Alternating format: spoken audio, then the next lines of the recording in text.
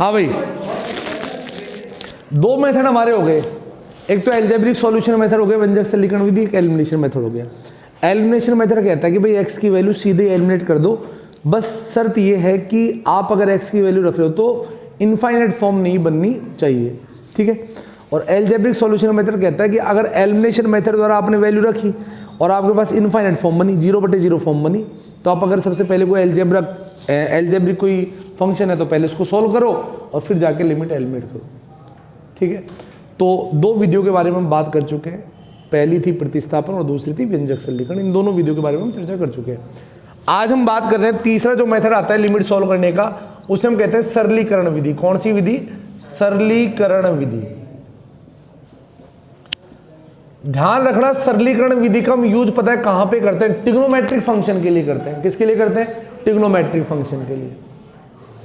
अगर trigonometric function हो और एलिमिनेशन मेथड द्वारा 0/0 फॉर्म बन रही है, इनफाइनाइट बन रहा है, अरे बात समझ, तो हम क्या करेंगे? सबसे पहले अगर कोई हमारे पास ट्रिग्नोमेट्रिक फंक्शन है तो उसको सरल करेंगे।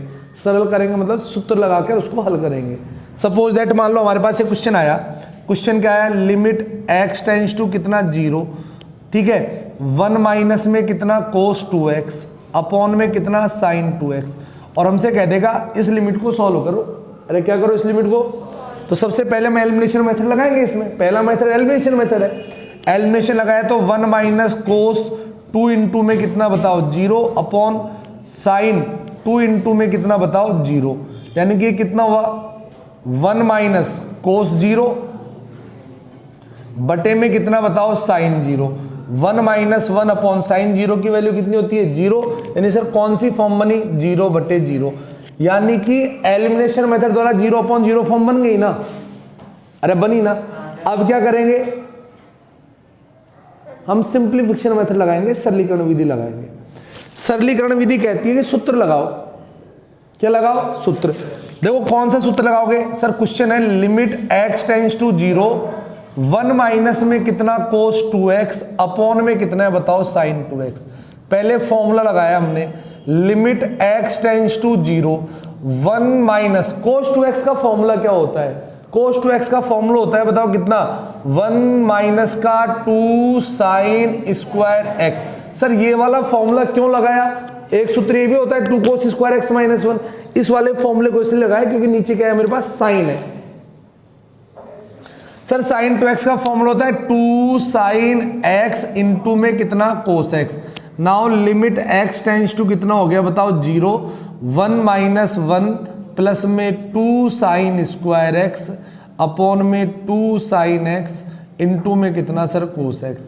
सर 1 से 1 गया, 2 से 2 गया, साइन से साइन गया, ऊपर क्या बच गया बताओ साइन x, नीचे क्या बच गया cos x। यानी कि हमारे पास सर फाइनली बच क्या रहा है? लिमिट x टेंड्स टू 0 कितना बन रहा है बताओ हमारे पास? tan x। x की वैल्यू 0 लगाई, क्या बन गया बताओ? 0। यानी कि हमारे पास जो इनफाइनाइट फॉर्म बन रही थी, यानी अनिर्धारित रूप बन गया। 0/0 अनिर्धारित रूप होता है ना, और 0 कौन सी फॉर्म होती है? फाइनाइट। इनफाइनाइट फॉर्म कौन सी फॉर्म में कन्वर्ट हो गई? फाइनाइट फॉर्म में। तो सरलीकरण विधि यानी सिंप्लीफिकेशन मेथड यूज कब करते हैं? अगर ट्रिग्नोमेट्रिक फंक्शन आ जाए, ध्यान से सुने पहले एक बार, अगर ट्रिग्नोमेट्रिक फंक्शन आ जाए, कौन सा फंक्शन आ जाए? ट्रिग्नोमेट्रिक। ट्रिग्नोमेट्रिक फंक्शन अगर आ जाए और एलिमिनेशन मेथड द्वारा कौन सी फॉर्म बन रही है? 0/0 फॉर्म बन रही है, तो हम सबसे पहले सरलीकरण विधि का यूज करते हैं, यानी सिंप्लीफिकेशन, यानी कोई सूत्र लगाते हैं ट्रिग्नोमेट्री का, तब जाके 0/0 फॉर्म बढ़ जाती है, यानी इनफाइनाइट वैल्यू कौन सी वैल्यू में कन्वर्ट हो जाती है? फाइनाइट वैल्यू में। क्लियर है? तो सरलीकरण विधि में लिख लो, इस विधि द्वारा त्रिकोणमितीय फलनों को हल किया जाता है या त्रिकोणमितीय फलनों की सीमा ज्ञात की जाती है। ठीक है, लिखिए सरलीकरण विधि। लिखो, यदि त्रिकोणमितीय रूप का फलन हो, यदि त्रिकोणमितीय रूप का फलन हो, त्रिकोणमितीय रूप का फलन हो तथा प्रतिस्थापन विधि द्वारा, प्रतिस्थापन विधि द्वारा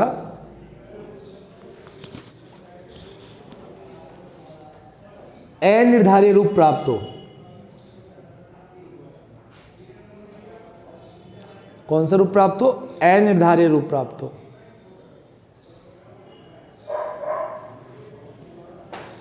तो दिए गए त्रिकोणमितीय फलन को त्रिकोणमितीय सूत्र की सहायता से हल करते हैं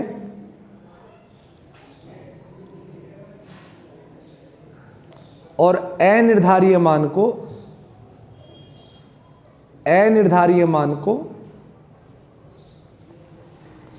निर्धारीय मान में बदलते हैं। एग्जाम्पल ये रहा, नोट कर सकते हो।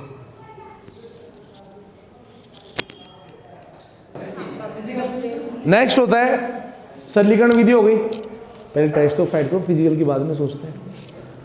सरलीकरण विधि हो गई ना, अगला लिखो सरलीकरण विधि के बाद परिमेयकरण अथवा द्विपरिमेयकरण विधि। परिमेयकरण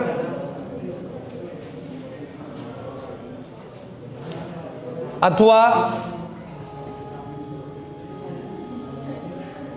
द्विपरिमेयकरण विधि।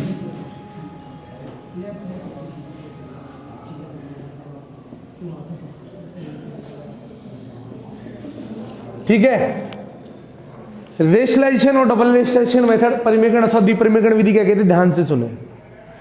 अगर अंडर रूट में कोई फंक्शन आ जाए, किस में आ जाए, अंडर रूट में, लाइक दैट, मान लो एक क्वेश्चन आया, limit x tends to 1 under root x minus 1 upon में कितना बताओ, x माइनस 1। अब अंडर रूट वाला फंक्शन आ गया, एलिमिनेशन मेथड लगाया, x की वैल्यू 1 हो गई, तो ये कितना हो गया, 1 माइनस 1 अपॉन 1 माइनस 1, यानी कौन सी फॉर्म बनी, 0/0। तो अगर एक बार अंडर रूट है तो एक बार रेशनलाइजेशन करना, दो बार अंडर रूट है तो कितनी बार करना, दो बार। तो आप क्या करो, इसका परिमेयकरण कर दो। रेशनलाइजेशन कैसे करेंगे, limit x tends to 1 under root x minus 1 upon x minus 1। किसका परिमेयकरण करोगे, अंश का, न्यूमिनेटर का रेशनलाइजेशन करें, अंश का परिमेयकरण करोगे, under root x plus 1 upon under root x plus 1। बोलो कोई दिक्कत है क्या। ये कितना बन गया, limit x tends to 1 a plus b a minus b square minus b square, यानी अंडर रूट x का स्क्वायर और माइनस 1 का square upon x minus 1 under root में कितना, x प्लस 1। अब क्या बना sir, limit x tends to कितना हुआ, 1, x minus 1 upon x minus 1, और ये कितना हो गया, अंडर रूट x प्लस 1। ये क्या हो गया, कैंसिल। x की वैल्यू कितनी रखी, 1, 1 और 1 कितना हुआ, 2, 1/2 आंसर आया। कौन सी फॉर्म थी, इनफाइनाइट। कौन सी फॉर्म में कन्वर्ट हो गया, फाइनाइट में। आई बात समझ। अगर अंडर रूट वाला फंक्शन है तो रेशनलाइजेशन मेथड यूज करें। कौन सा मेथड यूज करें, रेशनलाइजेशन, नोट करें।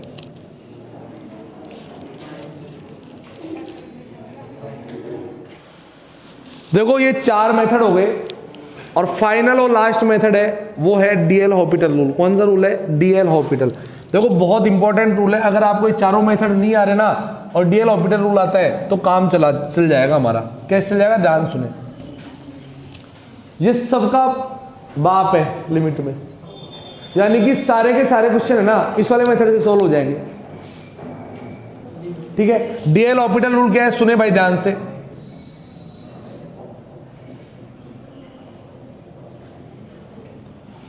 डीएल हॉपिटल रूल है, अगर मान लो कोई function limit x tends to a f(x/gx) की फॉर्म में आ जाए, ठीक है, सुनना, अगर function limit x tends to a f(x/gx) की फॉर्म में आ जाए, और आप जब इसमें एलिमिनेशन मेथड लगा रहे हो, एलिमिनेशन मेथड लगाने पर f(a/g) की वैल्यू क्या आ जाए, 0/0 आ जाए। क्या आ जाए, 0/0। तो आप क्या करें, limit x tends to a f'(x) निकाले और g'(x) निकाले, यानी आप इस फंक्शन को डिफरेंशिएट करें। क्या करें, और तब तक डिफरेंशिएट करें जब तक ये आपका जो 0/0 फॉर्म नहीं हट जाए, यानी इनफाइनाइट फॉर्म फाइनाइट फॉर्म में कन्वर्ट नहीं हो जाए। अब तक जितने भी सवाल कराए हैं ना वो सारे डीएल हॉपिटल से हो सकते हैं। कैसे, जैसे मान लो मैंने कभी क्वेश्चन कराया था आपको, limit x tends to 2 x² minus 5x plus 6 upon x minus 2 कराया था क्वेश्चन, बोलो। एलिमिनेशन मेथड द्वारा हमने जब इसको यूज किया, वैल्यू पुट करी तो कितना बन गया 0/0 बनी थी ना फॉर्म। अब एल ऑर्बिटल रूल लगा दो इसमें, limit x tends to 2, sir x square का differentiation 2x -5 as it is, x का कितना हो गया 1 और 6 का कितना बताओ 0, x का 1 2 का 0, यानी कि लिमिट x टेंड्स टू कितना आ गया 2, यानी कि 2x - 5/1, x की वैल्यू कितनी रखी 2, 2 2 जा 4, अरे बोलो कितना हो गया 2 × 2 - 5, यानी कि कितना आ गया बताओ -1 आंसर आ रहा था नहीं आ रहा था, अरे आ रहा था नहीं आ रहा था। तो ये कौन सा रूल है, डीएल हॉस्पिटल रूल, यानी कि डीएल हॉस्पिटल रूल क्या कहता है, डीएल हॉस्पिटल रूल कहता है कि अगर आप एलिमिनेशन मेथड लगा रहे हो और 0/0 फॉर्म बन गई ना, तो फंक्शन को डिफरेंशिएट कर दो, आपकी जो इनफाइनाइट फॉर्म है ना वो कौन सी फॉर्म में कन्वर्ट हो जाएगी, फाइनाइट। और सुनो ध्यान से, दिख रहा है उधर,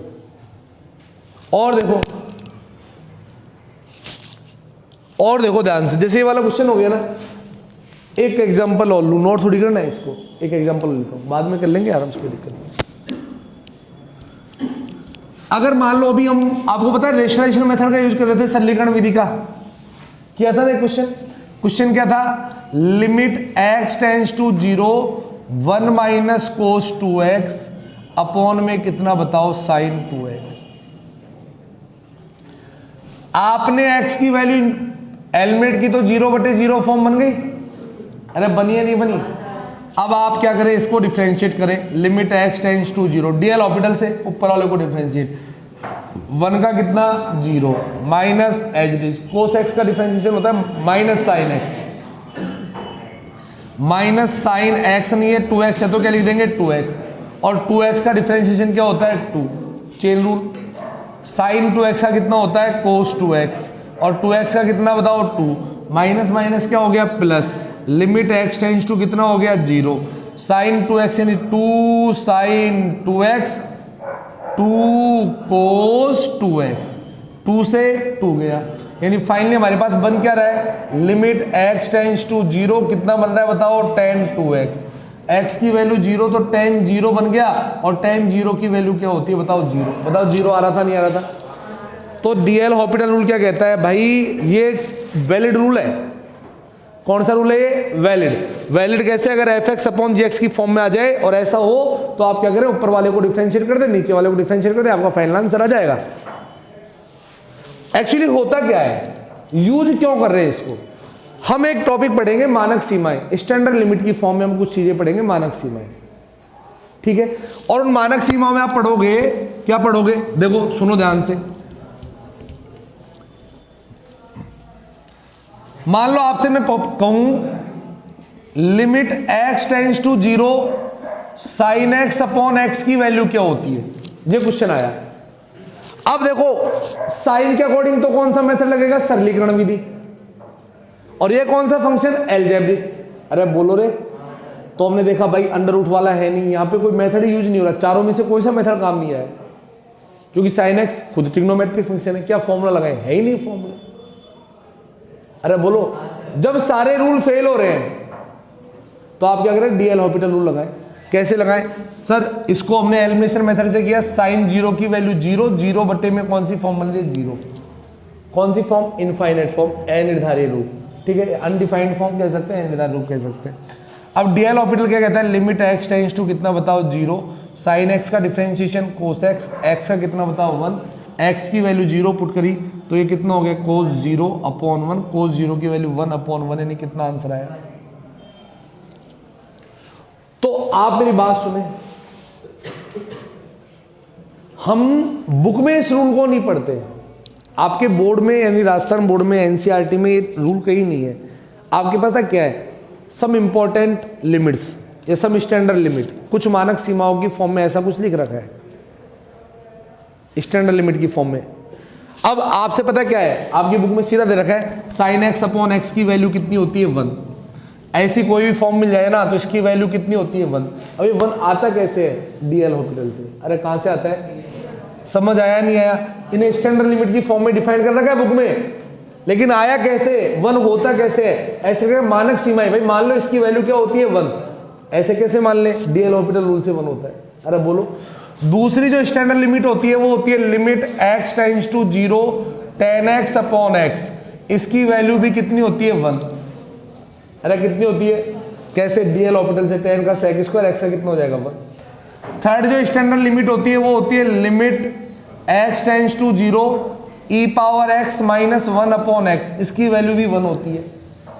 ध्यान रखना 1 तभी होता है, ऊपर x है तो नीचे भी क्या होना चाहिए x, जैसा ऊपर वैसा नीचे और वैसी limit x tends to 0, x tends to 0। और चौथी जो स्टैंडर्ड लिमिट होती है वो होती है limit x tends to a x power n minus a power n upon x minus a, इसकी जो स्टैंडर्ड लिमिट होती है वो होती है n a की पावर n माइनस 1। कैसे होती है, वही डी एल हॉस्पिटल रूल से होती है। क्यों होती है, इधर देखो ध्यान से, आप अगर इसमें एलिमिनेशन मेथड लगाओगे तो ये क्या हो गया, a की power n minus a power n upon a minus a। अरे बोलो हुआ है नहीं हुआ, कैंसिल 0 कैंसिल 0, 0/0 फॉर्म बन गया। अब डी एल हॉस्पिटल रूल क्या कहता है भाई, आप डिफरेंशिएट कर दो, limit x tends to a, x power n का n x power n minus 1, a power n का 0, x का 1, a का 0, a की वैल्यू पुट की तो n a की पावर कितना आया n माइनस 1। अरे आया नहीं आया, बोलो। तो ये कुछ स्टैंडर्ड लिमिट होती है और ये स्टैंडर्ड लिमिट आती कहाँ से, डी एल हॉस्पिटल रूल से। कहाँ से आती है, अगर ऐसा वाला फंक्शन है तो ऐसे हो जाता है। क्लियर है कहानी, नोट कर लें डी एल हॉस्पिटल रूल में, और स्टैंडर्ड लिमिट को डी एल हॉस्पिटल रूल के साथ ही नोट करें। पहले डी एल हॉस्पिटल रूल लिख लिया, डी एल हॉस्पिटल रूल लिख लिया, फिर उसके बाद लिखना सम स्टैंडर्ड लिमिट, कुछ मानक सीमाएं, कुछ मानक सीमाएं।